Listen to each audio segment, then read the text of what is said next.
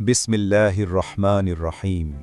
আজ আমরা কোরআনের সবচেয়ে সুন্দর একটি কাহিনী শুনব, হজরত ইউসুফ আলাইহিসসালামের জীবন কাহিনী।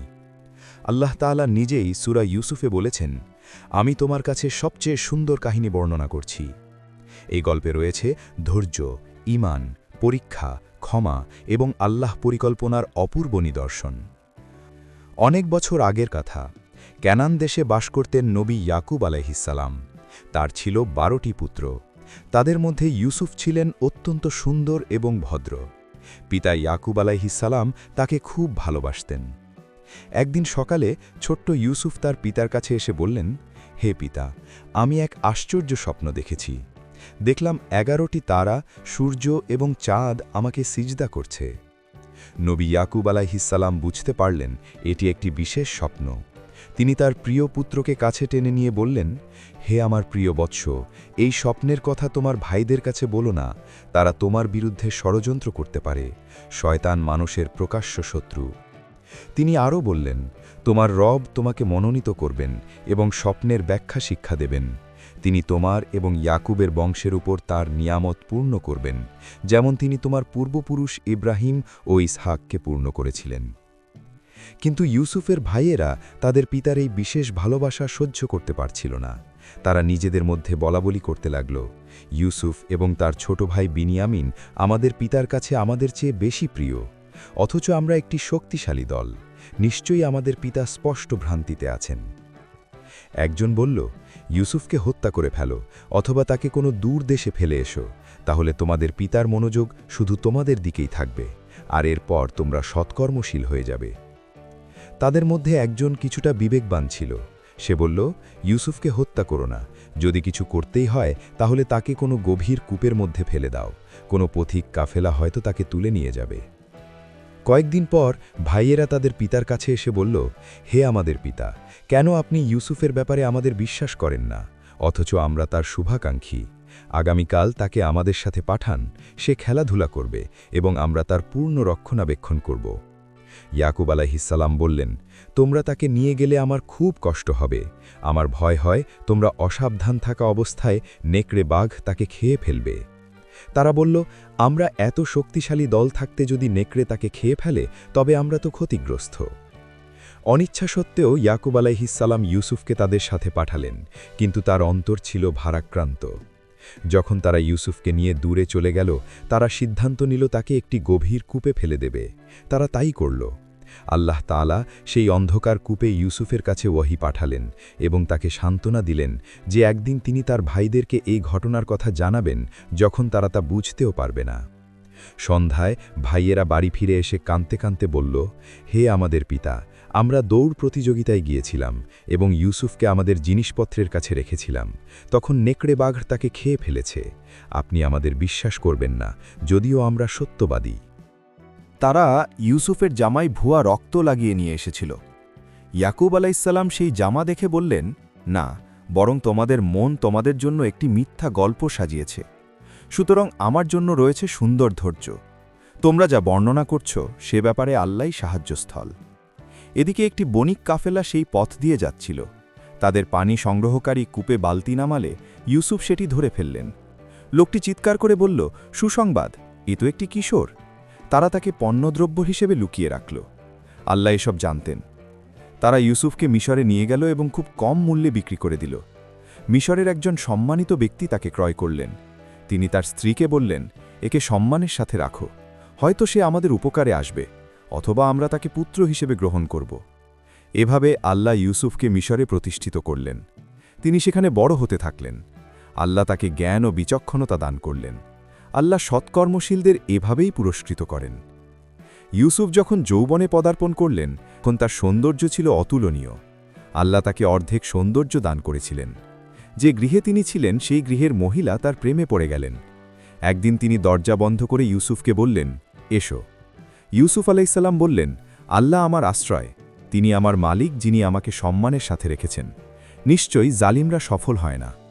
মহিলা তার প্রতি আকৃষ্ট ছিলেন এবং ইউসুফও মানুষ হিসেবে পরীক্ষার সম্মুখীন হলেন, কিন্তু আল্লাহ তাকে তার রবের নিদর্শন দেখালেন। ইউসুফ আলাইহিসসালাম দৌড়ে দরজার দিকে গেলেন এবং মহিলা পেছন থেকে তার জামা ধরে টানলেন, যাতে জামা ছিঁড়ে গেল। দরজার কাছে তারা গৃহস্বামীকে পেলেন। মহিলা তৎক্ষণাৎ বললেন, যে তোমার পরিবারের সাথে মন্দ করতে চায় তার শাস্তি কারাদণ্ড অথবা যন্ত্রণাদায়ক শাস্তি ছাড়া আর কি হতে পারে। ইউসুফ আলাইসাল্লাম বললেন, সেই আমাকে আত্মসমর্পণ করতে বলেছিল। মহিলার পরিবারের একজন সাক্ষী বলল, যদি তার জামা সামনে থেকে ছেঁড়া হয় তবে সে সত্য বলছে এবং ইউসুফ মিথ্যাবাদী, আর যদি পেছন থেকে ছেঁড়া হয় তবে সে মিথ্যা বলছে এবং ইউসুফ সত্যবাদী।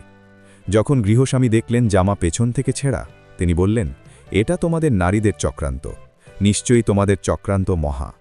তিনি ইউসুফকে বললেন, হে ইউসুফ, এই বিষয় থেকে দূরে থাকো। আর তুমি, স্ত্রীকে লক্ষ্য করে বললেন, তোমার পাপের জন্য ক্ষমা প্রার্থনা করো, তুমি নিশ্চয়ই ভুলকারীদের অন্তর্ভুক্ত। শহরের মহিলারা এ নিয়ে গুজব ছড়াতে লাগল। তারা বলতে লাগল, আজিজের স্ত্রী তার দাসকে প্রলুব্ধ করতে চেয়েছে, সে তার প্রেমে পাগল হয়ে গেছে, আমরা তো তাকে স্পষ্ট ভ্রান্তিতে দেখছি। যখন মহিলা তাদের গুজব শুনলেন, তিনি তাদের আমন্ত্রণ জানালেন এবং তাদের জন্য উত্তম আয়োজন করলেন। তিনি প্রত্যেককে একটি ছুরি দিলেন এবং ইউসুফকে বললেন, তাদের সামনে বেরিয়ে এসো। যখন মহিলারা ইউসুফকে দেখল, তারা তার সৌন্দর্যে এতটাই মুগ্ধ হল যে নিজেদের হাত কেটে ফেলল। তারা বলল, আল্লাহ মহান, এ তো কোনো মানুষ নয়, এ তো এক সম্মানিত ফেরেশতা। মহিলা বললেন, এই তো সে, যার জন্য তোমরা আমাকে ভর্ৎসনা করেছিলে। আমি তাকে প্রলুব্ধ করতে চেয়েছিলাম, কিন্তু সে বিরত থেকেছে। এখন যদি সে আমার আদেশ না মানে, তবে অবশ্যই তাকে কারাগারে নিক্ষেপ করা হবে এবং সে অপমানিতদের অন্তর্ভুক্ত হবে। ইউসুফ আলাইসাল্লাম দোয়া করলেন, হে আমার রব, এরা আমাকে যেদিকে আহ্বান করছে তার চেয়ে কারাগার আমার কাছে অধিক প্রিয়। যদি আপনি তাদের চক্রান্ত আমার থেকে প্রতিহত না করেন, তবে আমি তাদের প্রতি আকৃষ্ট হয়ে পড়তে পারি এবং মূর্খদের অন্তর্ভুক্ত হয়ে যেতে পারি। আল্লাহ তার দোয়া কবুল করলেন। নিদর্শন দেখার পরও লোকজন ইউসুফকে কিছুক্ষণের জন্য কারাগারে পাঠানোর সিদ্ধান্ত নিল। কারাগারে দুজন যুবক তার সাথে প্রবেশ করল। একজন বলল, আমি স্বপ্নে দেখেছি আমি মদ নিংড়াচ্ছি। অন্যজন বলল, আমি দেখেছি আমার মাথায় রুটি হয়েছে যা থেকে পাখি খাচ্ছে। তারা বলল, হে ইউসুফ, আপনি আমাদের এর ব্যাখ্যা দিন। আমরা দেখছি আপনি সৎকর্মশীলদের অন্তর্ভুক্ত। ইউসুফ আলাইসাল্লাম বললেন, তোমাদের যে খাদ্য দেওয়া হয় তা আসার আগেই আমি তোমাদের স্বপ্নের ব্যাখ্যা বলে দেব। এই জ্ঞান আমার রব আমাকে শিখিয়েছেন। আমি এমন সম্প্রদায়ের ধর্ম ত্যাগ করেছি যারা আল্লাহতে বিশ্বাস করে না এবং আখিরাতকে অস্বীকার করে। তিনি তাদের তাওহীদের দাওয়াত দিলেন এবং তারপর বললেন, তোমাদের একজন তার প্রভুকে মদ পান করাবে এবং অন্যজনকে শুলে চড়ানো হবে, তার মাথা থেকে পাখি খাবে। যে মুক্তি পাবে, ইউসুফ আলাইসাল্লাম তাকে বললেন, আপনার প্রভুর কাছে আমার কথা উল্লেখ করবেন। কিন্তু শয়তান তাকে ভুলিয়ে দিল এবং ইউসুফ আলাইসাল্লাম কয়েক বছর কারাগারে থাকলেন। কয়েক বছর পর মিশরের বাদশাহ একটি স্বপ্ন দেখলেন। তিনি বললেন, আমি দেখেছি 7টি মোটা গরুকে 7টি রোগা গরু খাচ্ছে এবং 7টি সবুজ শীষ ও অন্য 7টি শুকনো শীষ। হে পারিষদবর্গ, আমার স্বপ্নের ব্যাখ্যা বলো, যদি তোমরা স্বপ্নের ব্যাখ্যা জানো। তারা বলল, এগুলো বিশৃঙ্খল স্বপ্ন, আমরা এ ধরনের স্বপ্নের ব্যাখ্যা জানি না। যে কারাগার থেকে মুক্তি পেয়েছিল, অনেক দিন পর তার মনে পড়ল। সে বলল, আমি আপনাদের এর ব্যাখ্যা জানাতে পারব, আমাকে পাঠান। সে কারাগারে গিয়ে ইউসুফকে বলল, হে ইউসুফ, হে সত্যবাদী, আমাদের ব্যাখ্যা দিন 7টি মোটা গরু সম্পর্কে, যাদের 7টি রোগা গরু খাচ্ছে, এবং 7টি সবুজ শীষ ও অন্য 7টি শুকনো শীষ সম্পর্কে।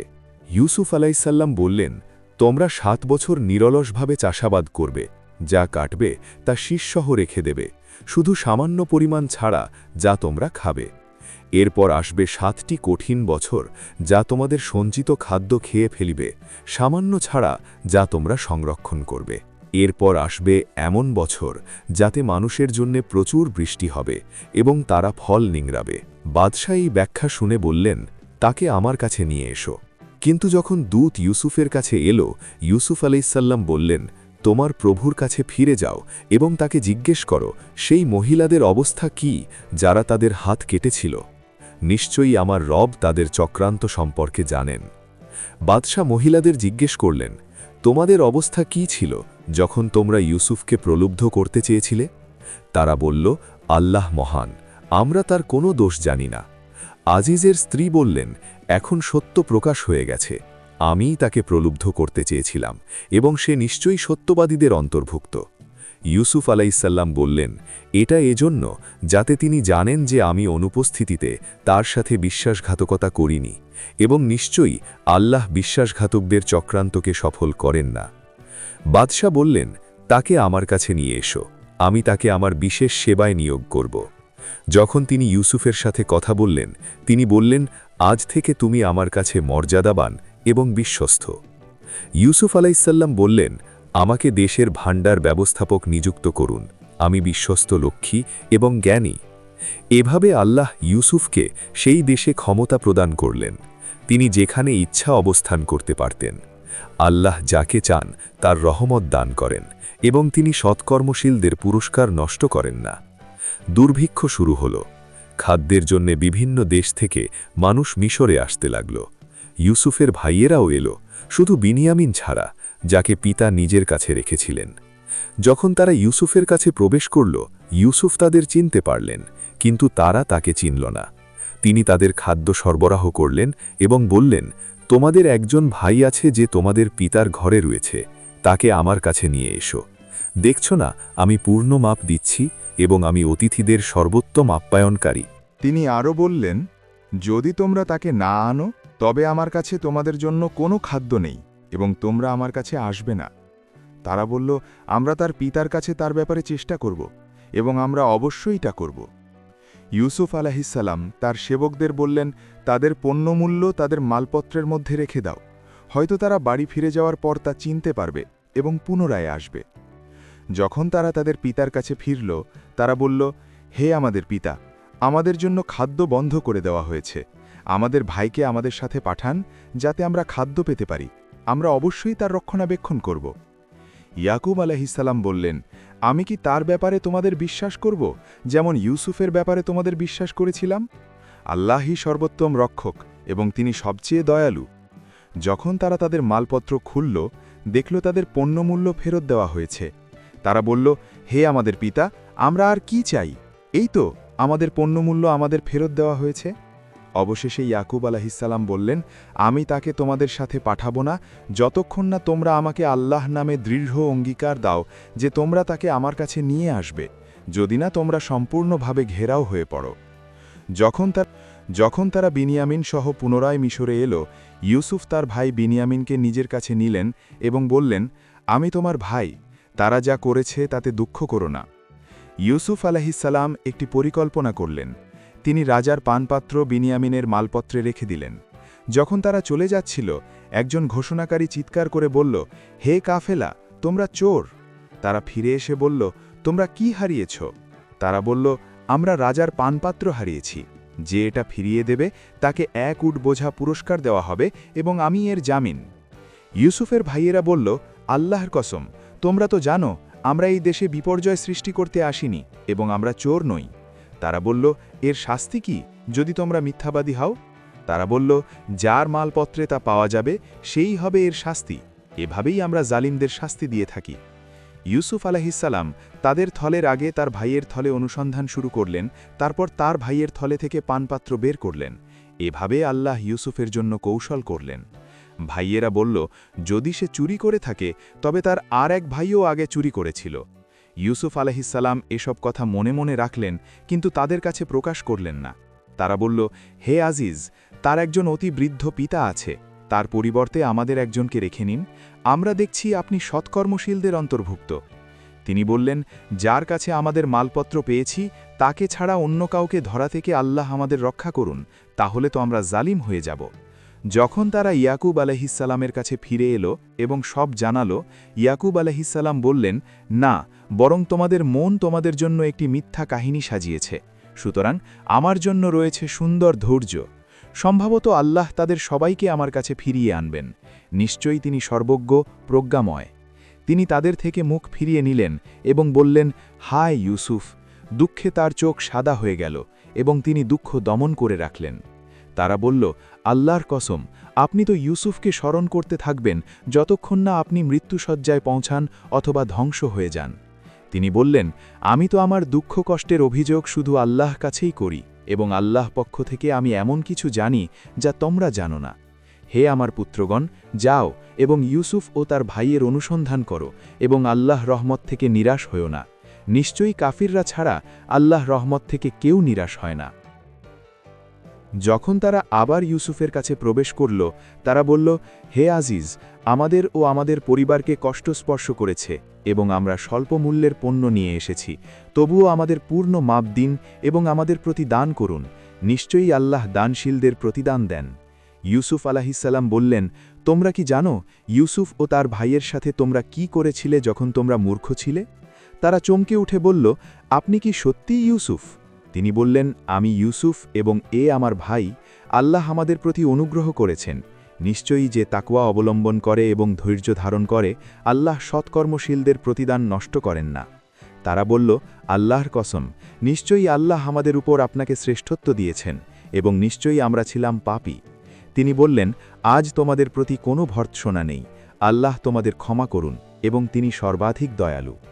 ইউসুফ আলাইহিসসালাম বললেন, আমার এই জামা নিয়ে যাও এবং এটা আমার পিতার মুখে রাখো, তার দৃষ্টি ফিরে আসবে, এবং তোমাদের পরিবার পরিজন সবাইকে আমার কাছে নিয়ে এসো। যখন কাফেলা মিশর থেকে রওনা হল, ইয়াকুব আলাইহিসসালাম বললেন, আমি ইউসুফের সুগন্ধ পাচ্ছি, যদিও তোমরা আমাকে বুড়ো বলে মনে করো। তারা বলল, আল্লাহর কসম, আপনি তো আপনার পুরনো ভ্রান্তিতেই আছেন। যখন সুসংবাদবাদা এসে জামাটি তার মুখে রাখল, তার দৃষ্টি ফিরে আসল। তিনি বললেন, আমি কি তোমাদের বলিনি যে আমি আল্লাহর পক্ষ থেকে এমন কিছু জানি যা তোমরা জানো না? তারা বলল, হে আমাদের পিতা, আমাদের জন্য ক্ষমা প্রার্থনা করুন, নিশ্চয়ই আমরা পাপী ছিলাম। তিনি বললেন, আমি শীঘ্রই তোমাদের জন্য আমার রবের কাছে ক্ষমা প্রার্থনা করব, নিশ্চয়ই তিনি ক্ষমাশীল, দয়ালু। যখন তারা মিশর প্রবেশ করল, ইউসুফ তার পিতামাতাকে কাছে নিলেন এবং বললেন, ইনশা আল্লাহ নিরাপদে মিশরে প্রবেশ করুন। তিনি তার পিতামাতাকে উচ্চাসনে বসালেন এবং তারা সবাই তার সামনে সিজদায় লুটিয়ে পড়ল। তিনি বললেন, হে আমার পিতা, এ আমার সেই স্বপ্নের ব্যাখ্যা যা আমি আগে দেখেছিলাম। আমার রব তার সত্যে পরিণত করেছেন। তিনি আমার প্রতি অনুগ্রহ করেছেন যখন তিনি আমাকে কারাগার থেকে বের করে আনলেন এবং আপনাদের মরুভূমি থেকে নিয়ে এসেছেন, শয়তান আমার ও আমার ভাইয়েদের মধ্যে বিভেদ সৃষ্টি করার পরও। নিশ্চয়ই আমার রব যা চান তা বাস্তবায়নে অত্যন্ত সূক্ষ্মদর্শী। নিশ্চয়ই তিনি সর্বজ্ঞ, প্রজ্ঞাময়। ইউসুফ আলাইহিসসালাম দোয়া করলেন, হে আমার রব, আপনি আমাকে রাজত্ব দান করেছেন এবং স্বপ্নের ব্যাখ্যা শিক্ষা দিয়েছেন। হে আসমান ও জমিনের স্রষ্টা, আপনিই দুনিয়া ও আখেরাতে আমার অভিভাবক। আমাকে মুসলিম হিসেবে মৃত্যু দিন এবং আমাকে সৎকর্মশীলদের সাথে মিলিত করুন। এই মহান কাহিনী থেকে আমরা অনেক শিক্ষা নিতে পারি। প্রথমত, সবর বা ধৈর্যের মহত্ব। ইউসুফ আলাইহিসসালাম কূপে নিক্ষিপ্ত হলেন, দাস হিসেবে বিকৃত হলেন, মিথ্যা অভিযোগে অভিযুক্ত হলেন, বছরের পর বছর কারাগারে থাকলেন, কিন্তু কখনও আল্লাহ প্রতি বিশ্বাস হারাননি। দ্বিতীয়ত, আল্লাহর পরিকল্পনার প্রতি আস্থা। যা আমাদের কাছে বিপদ মনে হয়, তা হতে পারে আল্লাহ পক্ষ থেকে মঙ্গলের উপায়। কূপে নিক্ষেপই ইউসুফকে মিশরের আজিজ বানাল। তৃতীয়ত, পবিত্রতা রক্ষার গুরুত্ব। ইউসুফ আলাইহিসসালাম ক্ষমতাবান মহিলার প্রস্তাব প্রত্যাখ্যান করলেন, কারণ তিনি আল্লাহকে ভয় করতেন। পার্থিব ক্ষতি হলেও তিনি আল্লাহর সন্তুষ্টি বেছে নিলেন। চতুর্থত, ক্ষমার মহত্ব। ইউসুফ আলাইহিসসালাম তার ভাইদের ক্ষমা করে দিলেন, যারা তাকে হত্যা করতে চেয়েছিল। তিনি বললেন, আজ তোমাদের প্রতি কোনো ভর্ৎসনা নেই। পঞ্চমত, আল্লাহর প্রতি তাওয়াক্কুল বা ভরসা। ইয়াকুব আলাইহিসসালাম বললেন, আমি আমার দুঃখ কষ্টের অভিযোগ শুধু আল্লাহর কাছেই করি। ষষ্ঠত, সততা ও আমালতদারিতা। ইউসুফ আলাইহিসসালাম নিজেকে বিশ্বস্ত রক্ষী এবং জ্ঞানী বলে পরিচয় দিলেন এবং তার কাজ দিয়ে তা প্রমাণ করলেন। আল্লাহ তাআলা বলেন, নিশ্চয়ই যে তাকওয়া অবলম্বন করে এবং ধৈর্য ধারণ করে, আল্লাহ সৎকর্মশীলদের প্রতিদান নষ্ট করেন না।